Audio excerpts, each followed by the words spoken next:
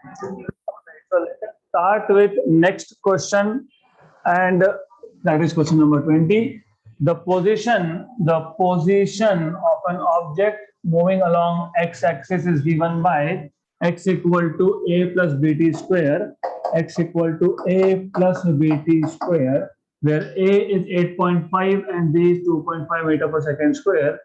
T is measured in seconds. The velocity of the object at t equal to 2 seconds is.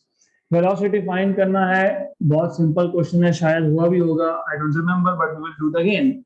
Velocity is derivative of distance या position. तो इसका derivative लोगे तो पहले term का derivative 0 आएगा क्योंकि पहला टर्म डायरेक्टली कांस्टेंट है, और दूसरे टर्म में b constant outside derivative of t square, ये आता है 2bt. So you have velocity v as 2bt. आपको velocity पूछा है at 2 seconds, तो velocity at 2 seconds is 2v into 2, मतलब 4v, और b की वैल्यू आपको दी हुई है कितना 2.5. 2.5 into 4 is 10 मीटर पर सेकेंड. तो ऑप्शन नंबर बी. सिंपल, ये हुआ है शायद, if I remember. Question. I think this is also done, but no issues. We will just quickly repeat this. आपके पास एक VT ग्राफ है, मतलब वेलोसिटी टाइम ग्राफ है. आपको पूछा है what is the distance travelled by the body in 5 second. मैंने आपको बताया था डिस्टेंस के सारे एरियाज का एडिशन होगा, डिस्टेंस के लिए, डिस्प्लेसमेंट के लिए नहीं. अब ये जो पहला एरिया है, if you see ऊपर का, it is half base into height. Base is 2 और height is 20. तो ये जो एरिया A1 है, एरिया A1, वो आपको मिलेगा हाफ बेस into height, सिर्फ 20, राइट, क्योंकि हाफ और बेस भी है 2 और हाइट है 20, तो ये मिल गया आपको 20 मीटर. नीचे का ये जो एरिया है, दिस इज 20 into 2, मतलब 40, राइट. ये 2 और ये 20, 40. जो तीसरा एरिया है, this is 1 into 20, that is 20. Then जो चौथा और पांचवा एरिया है वो सेम है, क्योंकि वो दोनों ट्राइंगल्स जो है दे आर इक्वल ट्राइंगल्स. तो ये जो एरिया है, दिस इज 1 और ये 20 और ये भी 20, तो ये 20. तो A1 plus A2 plus A3 plus A4 plus A5, इन सबको करना है ऐड, वो आपको मिलेगा फाइनल आंसर. तो what you will gate is 20, 40, 60, 20, 80, 20 and 20 minus. Distance में आप माइनस कब लेते हो?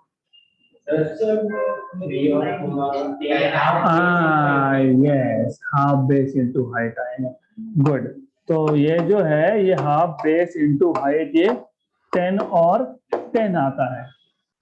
Half base is 1, height is 20, 20 by 2 is 10.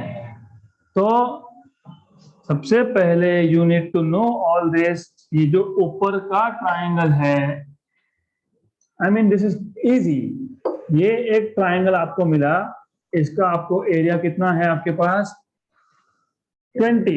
उसके बाद इसके नीचे जो है, इसका एरिया कितना है आपके पास, कितना 40. उसके बाद आगे, इसके आगे if you go here you will see, यहाँ पे जो अगला एरिया है वो कितना मिला आपको 20, 1 into दिस. उसके बाद यहाँ पे जो आगे के दो ट्राइंगल है, उन दोनों ट्राइंगल का एरिया कितना है 10 और 10. तो that is what I am telling you. ये A1, लुक एट वैल्यूज, ये 0, ये 20, ये 40, 0, 20, 40. उसके बाद यहाँ पे है ये 2, उसके बाद यहाँ पे है 3 और 4 और 5. ये A2 एरिया, ये A3 एरिया, ये A4 एरिया, ये A5 एरिया. आपके पास सारे के सारे वैल्यूज हैं. You can find out this area and just add them and you get 100. Next question. The position x of a particle with respect to time t along x axis is given by, तो आपके पास x equal to 9t square minus t cube है, where x is in meter and t is in second. What will be the position of this particle when it achieves maximum speed along x direction? आपको position का equation दिया है, आपको पूछा है कि इस केस में what will be position when it achieves maximum speed. तो मैक्सिमम स्पीड पे एक्सेलरेशन होता है 0. तो पहले आप यहां से फाइंड करोगे वेलोसिटी, तो वेलोसिटी फाइंड करोगे आप dx by dt. dx by dt मतलब 9t स्क्वायर का डेरिवेटिव आपको भी, yes 9 as it is, t square का डेरिवेटिव 2t, तो आ जाएगा 18t. Is there anyone who don't know how to take derivatives as of now? So you know basic formula derivatives के, तो ये 18t और ये आ जाएगा 3t स्क्वायर, राइट. ये आ गया velocity. Acceleration is dv by dt. So this is equal to 18 minus 60. But when velocity is maximum, acceleration is 0. But at v equal to v max, when velocity is maximum, acceleration that is dv by dt is 0. Acceleration क्या होता है? dv by dt that is equal to 0. तो a is 0 मतलब 18 minus 60 equal to 0 मतलब t equal to 3 second, right. तो ये 3 second time मिल गया. आपको पूछा था कि जब वेलोसिटी मैक्सिमम होगा तब पोजीशन क्या होगा. तो पहले तो आपको x से v मिला, v से a मिला, और मैक्सिमम v पे a होता है 0, वहां से मिला टाइम. मतलब ये तो समझ में आ गया कि टाइम 3 सेकेंड्स पे वेलोसिटी इज मैक्सिमम, और ये t की वैल्यू 3 आप डालोगे x के इक्वेशन में. तो put this value of t, put t equal to 3 in equation number 1. तो in this case you will get x equal to 9t मतलब 3 स्क्वायर माइनस 3 क्यूब. ये कितना आ गया? 81 minus 27. 81 minus 27 कितना? 54 मीटर. सो पार्टिकल का position था 54 metre जब उसका वेलोसिटी हुआ maximum. This is how you are supposed to solve. Next question. A car starts from rest, attains a velocity of 36 km per hour with an acceleration of 0.2 meter per second square, travels 9 kilometer with uniform velocity, and then comes to halt with a uniform acceleration of 1 meter per second square. The total time of travel of car is 1050 seconds. ये हमने already solve किया है. So next question. A particle moving along a straight line has a velocity v meter per second square. Velocity v meter per second square नहीं होता है, velocity होता है meter per second. Okay. When it cleared a distance of x meter, मतलब x distance पे velocity is v. This is what they're trying to tell you. Okay. These two are connected by the relation. मतलब velocity और distance का relation आपको दिया है under root of 49 plus x.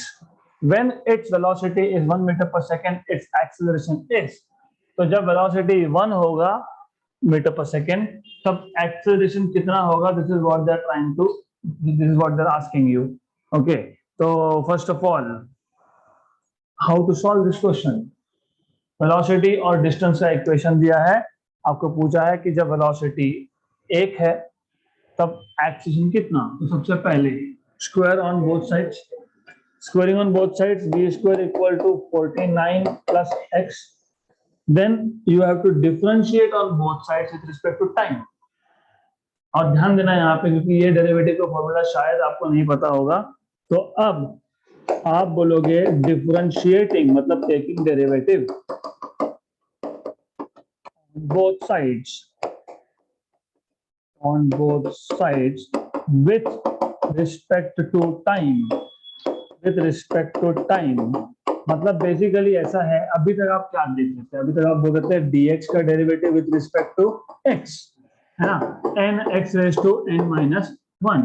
अब एक चीज, सिंपल सी चीज है जो चेंज होगी, अगर आपको x का डेरिवेटिव लेना है x रेज़ टू n का विद रिस्पेक्ट टू टाइम, तो वही फॉर्मूला होता है, सिर्फ आगे यहाँ पे dx बाई dt लिखा जाता है, दैट्स इट। अच्छा, यहाँ पे भी लिखा था लेकिन नहीं लिखा था, क्यों नहीं लिखा था? dx बाई dx कैंसिल हो गया इसलिए नहीं लिखा था। वहां पे भी होता है n x raise to n minus 1 dx by dx, यहाँ पे n x raise to n minus 1 dx by dt। तो इतना ही पता होना चाहिए, दैट्स इट। अगर आपको ऐसा पता है डेरिवेटिव का फॉर्मूला, तो what you know is v square का पहले डेरिवेटिव लेंगे, तो derivative of v square with respect to t equal to derivative of 49 plus x। v square का डेरिवेटिव आता है 2v, और मैंने क्या बताया, dv बाई dt, राइट। इसका डेरिवेटिव आता है 0 और ये आएगा dx by dt। But wait a minute, do you know dv by dt, do you know dv by dx by dt cancel, और तो 2a इक्वल टू 1, 0 नहीं 1, तो a इक्वल टू हाफ। मतलब एक्सेलरेशन कांस्टेंट है, वो position पे या फिर बाकी किसी चीज पे डिपेंड ही नहीं करता, वो वेलोसिटी पे भी डिपेंड नहीं करता।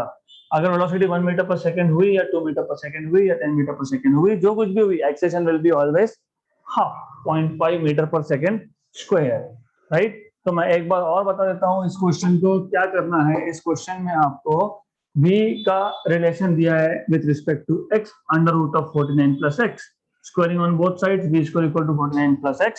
सिर्फ एक नया चीज है कि हम यहाँ पे डिफरेंशिएट कर रहे हैं, we are differentiating on both sides with respect to time t। सिर्फ इतना ही चेंज है कि जब आप v स्क्वायर का डेरिवेटिव लेते थे विद रिस्पेक्ट टू v, तो आप डेरिवेटिव लिखते थे 2v, dv बाई dv होता है लेकिन हम लिखते नहीं है क्योंकि वो 1 होता है। सिर्फ यहाँ पे विद रिस्पेक्ट टू टाइम ले रहे हो तो v स्क्वायर का डेरिवेटिव आएगा 2v dv by dt, 2v dv by dt equal to, right hand side पे देखोगे तो 49 का डेरिवेटिव 0, क्योंकि कांस्टेंट का डेरिवेटिव 0, और x का डेरिवेटिव dx बाई dt, लेकिन dx बाई dt होता है v और dv बाई dt होता है a, v और v हो गया कैंसल, a की वैल्यू आ गई हाफ, a कांस्टेंट है, a v पे डिपेंड ही नहीं करता। अगर a इक्वल टू ऐसा कुछ आता, v बाई 2 ऐसा कुछ आता, फिर बोलते हैं हाँ अच्छा v1 तो फिर हाफ, लेकिन डिपेंड ही नहीं करता है, तो it is always constant, that is 0.5।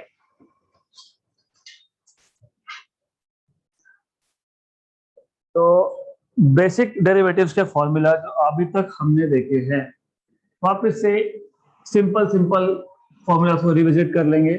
एक, आपने अभी तक x रेज टू n का डेरिवेटिव देखा था विद रिस्पेक्ट टू x, ये आप लिखते हो n x raise to n minus 1, half truth. यहाँ पे dx बाई dx भी आता है, कंप्लीट ट्रुथ। आप इसको जनरलाइज भी कर सकते हो f of x raise to n, जैसे कि मान लो f ऑफ x, मान लो ये f ऑफ x है मेरे पास, फंक्शन ऑफ x है मेरे पास, ये कोई भी एक x का फंक्शन होता है, ये x प्लस 2 भी हो सकता है, f of x x plus 2 raise to 2 या रेज टू 3, तो f ऑफ x हो गया x plus 2 function of x, और पावर हो गया 3। ऐसे केस में आप n f of x raise to n minus 1 derivative of f of x करते हो। मतलब look at the formula here, पहले तो f ऑफ x को आइडेंटिफाई करो, कितना है x प्लस 2, मतलब डेरिवेटिव जब मैं डेरिवेटिव लूंगा किसका डेरिवेटिव लूंगा, f of x raise to n, मतलब x प्लस 2 रेज टू 3।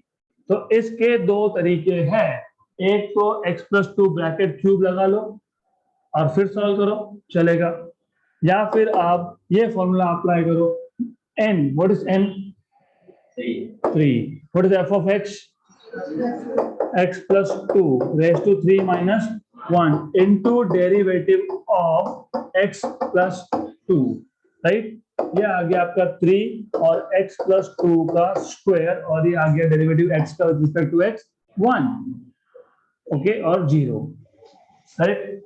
अगर यहीं पे इन दिस केस अगर आप derivative with respect to time लेते तो यहाँ पे सिर्फ टाइम आता नीचे, मतलब यहाँ पे dx/dt बच जाता। ओके, अगर विद रिस्पेक्ट टू टाइम लेते तो this is what you need to know. तो जब आप डेरिवेटिव ले रहे हो एक फंक्शन का, लेकिन वो फंक्शन है x का, और आप डेरिवेटिव ले रहे हो with respect to time t, इस केस में ये पूरा का पूरा फॉर्मूला एज इट इज आएगा, सिर्फ यहाँ पे नीचे x की जगह पे आप लिखोगे। Is this clear? This is what you are asking? Yes. So this is how you can solve derivatives. अब next question. Two trains, interesting, two trains A and B, each of length 400 meter, each of length 400 meter. तो ये एक train है जिसका length 400 metre है और दूसरा train है उसका भी लेंथ 400 मीटर है। Are moving on two parallel tracks with uniform speed of 72 kilometre per hour. तो हमारे पास दो ट्रेन्स है and both of them are moving on parallel tracks. So they are moving on parallel tracks, something like this. अब जरूरी नहीं है कि they are moving together, maybe एक आगे एक पीछे, हम देखते हैं बाद में। So you have two trains which are moving something like this on the parallel tracks. Okay, आगे आगे आपको बोला है उनका दोनों का स्पीड दे दिया है, मतलब ए ट्रेन का speed UA is 72 kilometre per our, और आपको पता है कि मीटर पर सेकेंड में कन्वर्ट करना है तो 5/18 से मल्टीप्लाई करना पड़ता है, दैट इज 20 मीटर पर सेकेंड। इसका भी और सेकेंड का भी इनिशियल स्पीड है सेम। आगे बोला है in the same direction, okay, with A ahead of B, with A ahead of B. तो ए आगे है, बी पीछे है, right.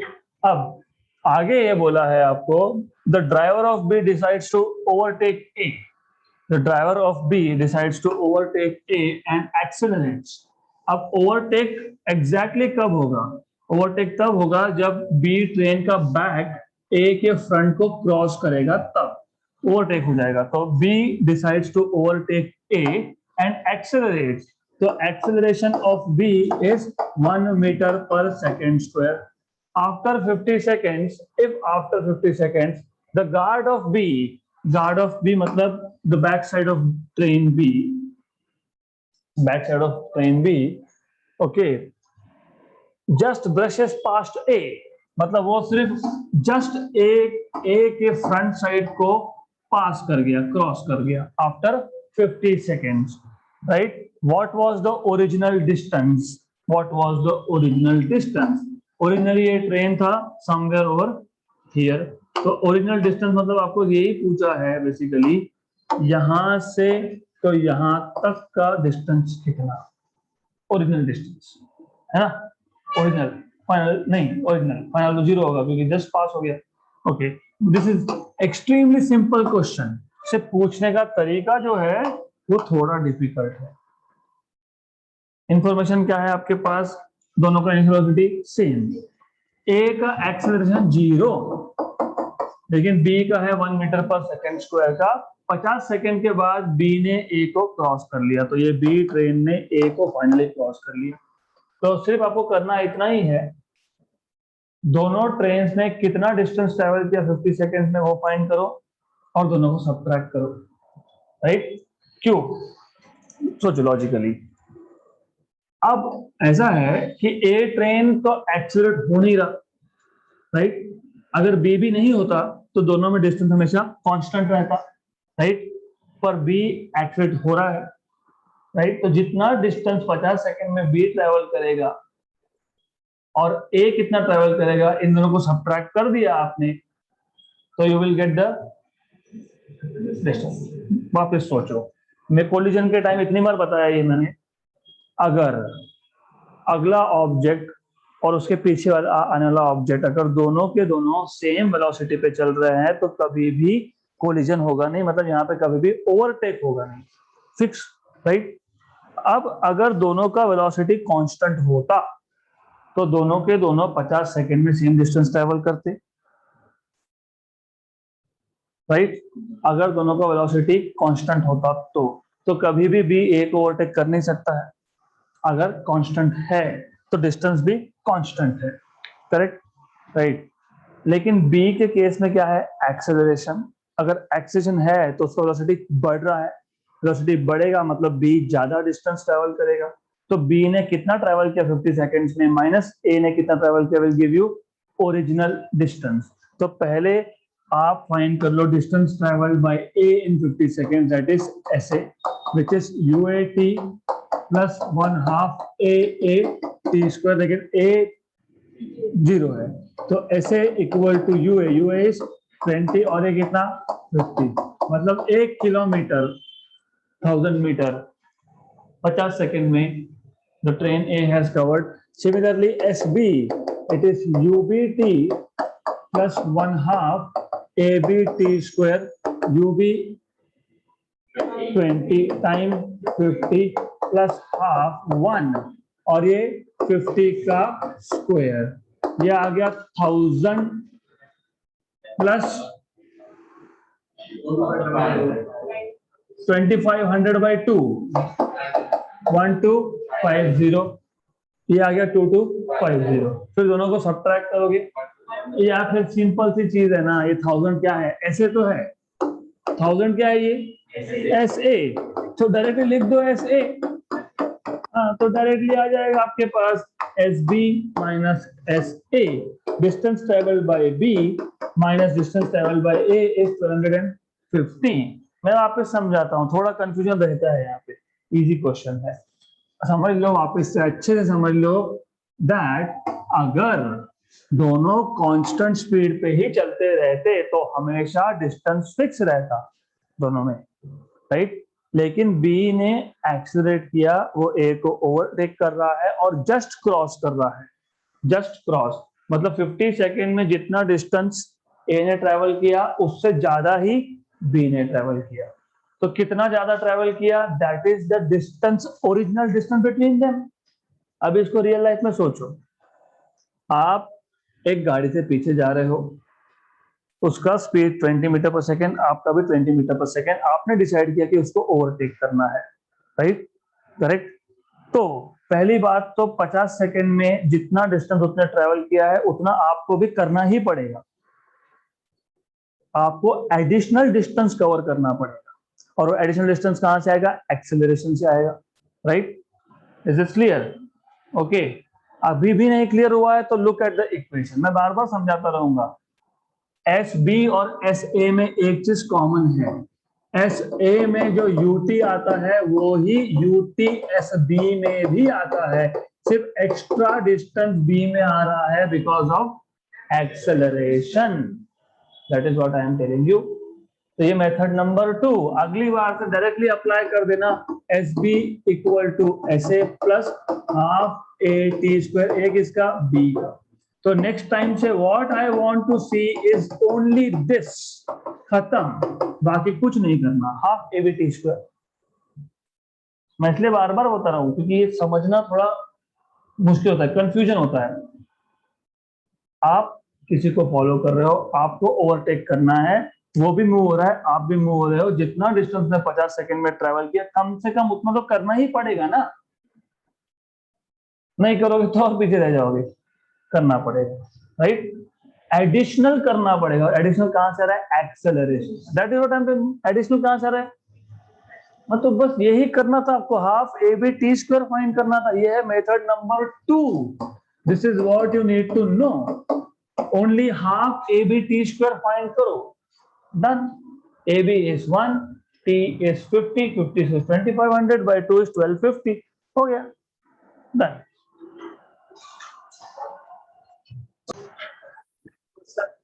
Next question, a body covers a distance of 4 meter in third second and 12 meter in fifth second. Body covers a distance of 4 meter in third second. S3, which is U plus A by 2, 2 into 3 minus 1. Sn equal to U plus A by 2, 2n minus 1. This is how much?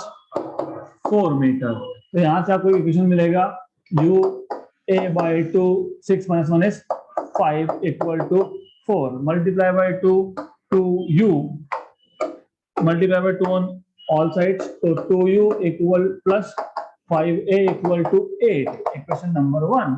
आगे बोला है 12 metre in 5th second, s5 equal to u plus a by 2 2 into 5 minus 1, so this is equal to u और कितना दिया ये 12, तो ये आ जाएगा वापस से 2 से मल्टीप्लाई कर लोगे, तो पहले तो u plus a by 2 this is 9 equal to 12 multiply by 2, तो 2u plus 9a equal to 24, equation number 2।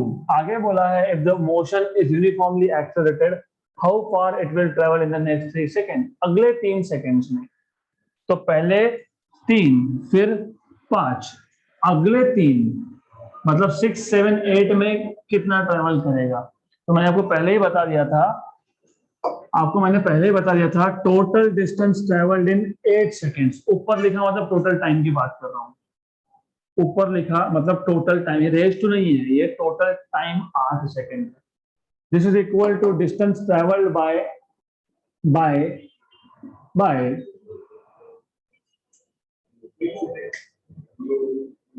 distance traveled by in 5 seconds plus next 3 seconds, मतलब distance traveled by in the total 5 seconds in 6th 7th and 8th seconds, total distance 8 second में कितना travel करेगा, 5 में फिर अगले 3 में, ऐसा। Is this clear?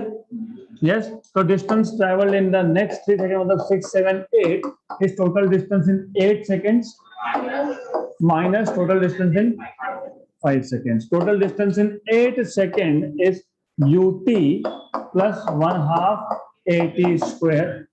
U is, I don't know, we will find it out, but this is t is 8, so 8u plus a by 2 t square 64 का half 32, तो ये आ गया 8u plus 32a।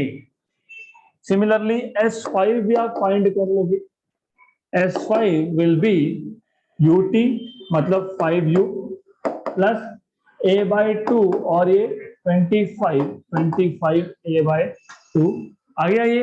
अब what you will do is पहले तो इन दोनों को सॉल्व करो, इक्वेशन नंबर 1 और 2 को सॉल्व करो। सॉल्व करना मतलब सब्ट्रैक्ट करना।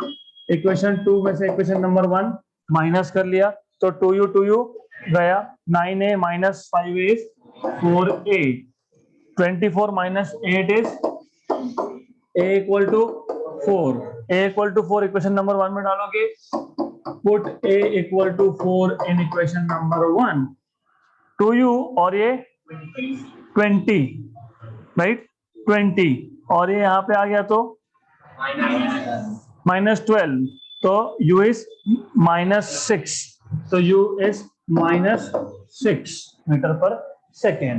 अब यहाँ पे ये -6 डालोगे, -6 और a की वैल्यू कितनी डालोगे 4, this is -48, this is 128, how much 80, पक्का 80, दिस इज 80, ओके। और this here will be 5 into -6, 25a is 4 by 2, 1 and 2, this is 50 में से 30 गए 20, right? तो distance travel in this 6 7 8 is S8 is 80 and 20, that is 60 meter. Option number D.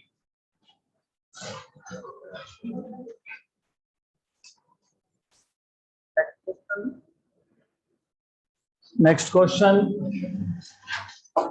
A particle is released from rest from a tower of height 3h. तो आपके पास एक tower है जिसका height 3h है and a particle is released from that tower. So let's say this is a tower of height 3h. The particle is released from this tower. The ratio of the intervals of time to cover 3 equal heights h is, मतलब ऐसा है basically कि यहां से start किया तो पहला h distance travel करने में टाइम t1 लगा होगा, अगला h डिस्टेंस में t2 और अगले h में t3. So they are asking you what is t1 is to t2 is to t3. सबसे पहले इजी क्वेश्चन है, particle is starting from rest, तो u equal to 0, s equal to ut plus 1/2 at square. तो s equal to u is 0, तो it will be half at square, a की जगह पे g. तो t will be equal to 2s by g का root, क्योंकि t square will be 2s by g, तो t will be under root of 2s by g. ये equation सबसे पहले पता होना चाहिए, राइट? इसको फ्री फॉल टाइम भी बोलते हैं, under root of 2s by g. अब केस नंबर 1 मैं डिस्टेंस ले लेता हूं h, है ना, 3h थे ना यहाँ पे टोटल थे 3h, उसमें से मैं सिर्फ पहले h की बात कर रहा हूं. टाइम टेकन इज t1, तो t1 equal to under root of 2h by g. Case number 2 में मैं s को लूंगा 2h. क्यों लेंगे? क्योंकि हमको इनिशियल वेलोसिटी 0 स्टार्टिंग में है, यहाँ पे नहीं. स्टार्टिंग ऑफ द मोशन में वेलोसिटी है 0, और 0 के लिए ही तुमने ये लिखा है. ये जो फॉर्मूला आया under root of 2s by g, ये इनिशियल वेलोसिटी 0 का था, a पॉइंट का था. मतलब पार्टिकल b पॉइंट पे आने के बाद वेलोसिटी 0 नहीं है. तो अब दो मेथड हो सकती है, एक तो पहले b पे फाइनल वेलोसिटी फाइंड करो, v equal to u plus at से, राइट, करेक्ट. या फिर अदरवाइज पहले आपने h के लिए सॉल्व किया, अब आप 2h के लिए सॉल्व करो. जब आप 2h के लिए सॉल्व करोगे तो distance is 2h and time is t1 plus t2. ज्यादा बेटर होता है ये, राइट. अब इसको जब सॉल्व करोगे, यही फॉर्मूला अप्लाई करोगे, तो t1 plus t2 equal to under root of 2 into s is again 2h by g, right. यहां तक क्लियर? पक्का? तो यहां से आपको मिल जाएगा t2 equal to under root of 4h by g. मैं इसको 4h बाय g रहने देता हूं, बाद में देखेंगे, माइनस t1. तो this is under root of 4h by g and t1 is under root of 2h by g. इन दोनों में से आप under root of 2h by g निकाल लोगे कॉमन. यहां से आपने अंडर रूट ऑफ ये था 2 इंटू 2h. हाँ, इन दोनों में से आपने 2h बाई जी को निकाल लिया कॉमन. तो पहले टर्म में क्या बचा? √2, नॉट 2, √2. दूसरे में क्या बचा? -1. ये आ गया आपके पास t2. अब तीसरे केस में मैं देखूंगा पूरा का पूरा h plus h plus h 3h, time is t1 plus t2 plus t3. तो अब केस नंबर 3 में आप लोगे s की वैल्यू 3h और टाइम की value t1 plus t2 plus t3, और ये फॉर्मूला अप्लाई करोगे. फिर आप बोलोगे t1 plus t2 plus t3 equal to under root of 2 into s, but s is 3h by g. फिर यहां से आपको t3 मिलेगा. t3 क्या मिलेगा? Under root of 2 into 3h by g minus t1 plus t2. सिर्फ ये t1 plus t2 को वहां शिफ्ट कर दिया, ये ऐसा ब्रैकेट के साथ ही शिफ्ट कर दिया. क्यों? t1 plus t2 is root of 2 into 2h by g. तो ये आपको मिलेगा t3 equal to under root of exchange of the positions. 2 की जगह पे 3, 3 की जगह पे 2, क्या फर्क पड़ता है? 2h बाय g माइनस ये t1 प्लस t2 था आपके पास root of root of 2 into 2h by जी।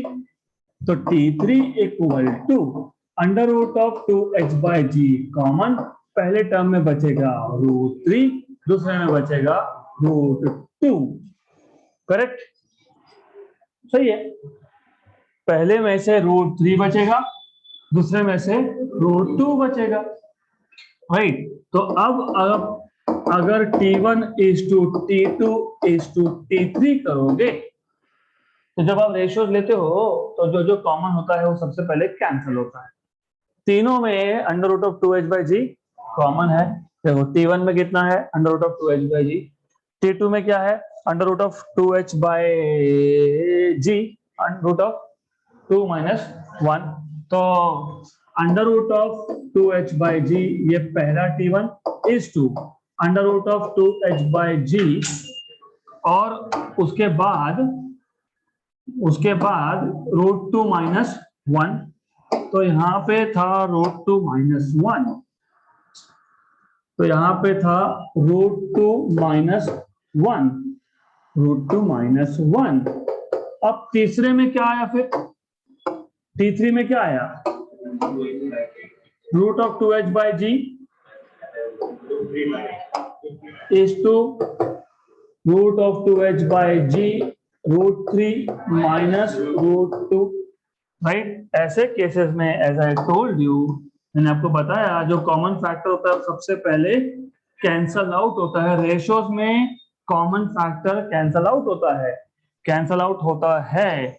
इसका मतलब क्या क्या जाएगा, ये जाएगा, ये जाएगा, ये जाएगा। मतलब 1 is to √2 minus 1 is to √3 minus √2। Very good. तो अब है क्या, 1 is to √2 minus 1 is to √3 minus 2, option number D.